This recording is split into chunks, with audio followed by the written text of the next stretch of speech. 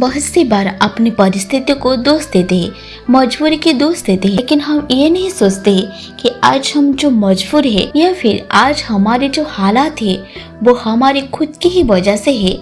एक वक्त बात है, एक बहुत बड़ी कंपनी थी और वो कंपनी बहुत ही घाटे में चल रही थी।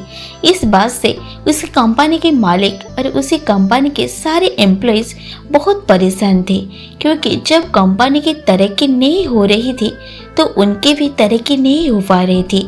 अब उस कंपनी के सारे लोग इस बात से परेशान थे कि किस वजह से हमारी कंपनी की तरक्की रुक सी गई है। सारे लोग उसी वजह को ढूंढने में लगे रहे। एक दिन उस कंपनी के मालिक ने सभी एम्प्लॉयज की टेबल पर एक लेटर रख दिया। जब सारे एम्प्लॉयज ने उस लेटर को खोलकर देखा तो उस लेटर में लिखा हुआ था कि इतने दिनों से जो हमारी कंपनी की तरक्की नहीं हो पा रही थी, इसका वजह हमारी ही कंपनी का एक इंसान था जिसकी आज डेथ हो चुकी है और हम सब लोग इंसान के फ्यूनरल पर अभी जा रहे हैं। सारे लोग रेडी हो जाओ।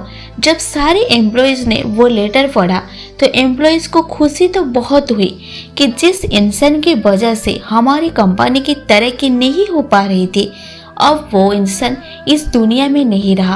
अब हमारी कंपनी फिर से तरक्की करने लगेगी। इन वो सारे लोग थोड़ा दुखी भी हुए कि जो भी था तो हमारी कंपनी का इंसान और आज उसकी डेथ हो चुकी है। तो उस कंपनी के मालिक ने सारे एम्प्लॉयज को एक जगह जमा किया। वो सब मिलकर इस इंसान के फॉर्च्यूनर पर गए। वहाँ पर एक बड़ा सा हॉल था और उस हॉल के बीच में एक कफिन रखा हुआ था। अब उस कफिन को सारे एम्प्लॉयज एक एक करके उस कफिन के पास जा रहे थे और उस इंसान को देख रहे थे। सारे एम्प्लॉयज ये देखने के लिए एक्साइटेड थे कि आखिर वो इंसान कौन था। तो जब एक एक करके सारे एम्प्लॉयज उस कफिन के अंदर देख रहे थे तो सारे हैरान हो जा रहे थे।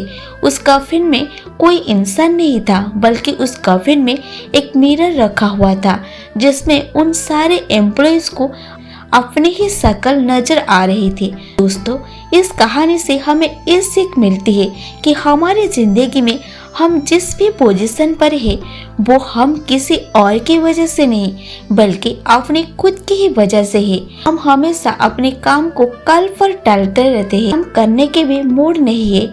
ये सब बहाने दिखाकर हम खुद को ही कभी आगे बढ़ने ही नहीं देते हैं। अगर हम अपने काम में अपना 100% नहीं देंगे तो हमारी तरक्की कभी नहीं हो सकती। सपने तो हम बहुत बड़े बड़े देख लेते हैं, लेकिन बाद में हमें खुद पर ही शक होने लगता है कि क्या ये मेरे सपने सच हो पाएंगे, क्या मैं इन सपनों को सच कर पाऊंगा। ये शक हमारे दिल में इसलिए पैदा होती है क्योंकि हमें खुद पता होता है कि मैं अपना सारा दिन किन चीज़ों पर लगा रहा हूँ। हमें रोजाना रात में गिल्टी महसूस होता है कि मैं आज का दिन भी बर्बाद कर दिया, वेस्ट कर दिया और काम के नाम पर कुछ नहीं किया। अगर आप भी चाहते हो कि आप गिल्टी महसूस ना हो तो आपको उन बहानों को साइड में रखकर अपने काम पर फोकस करना पड़ेगा। वो कहते हैं ना कि मेहनत इतनी खामोशी से करो कि कामयाबी शोर मचा दे। कैसी लगी आप लोगों को हमारा आज का वीडियो? आपका राय कमेंट सेक्शन में बताना। Thank you.